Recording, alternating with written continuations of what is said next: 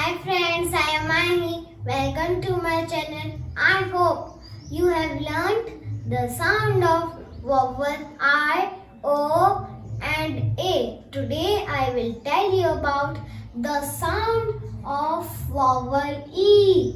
The vowel E has two sounds, short sound and long sound. The short sound is A. The long sound is E. E. Let's repeat with me. The short sound is. The long sound is. Let's practice some short sound words. Ta and tan. Ma and man. Pa at pat. Ba ag bag.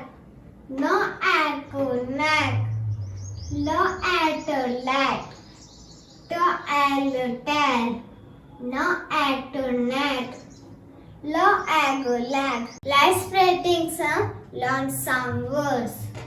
She, her ero, hero, ego, tea, her heel.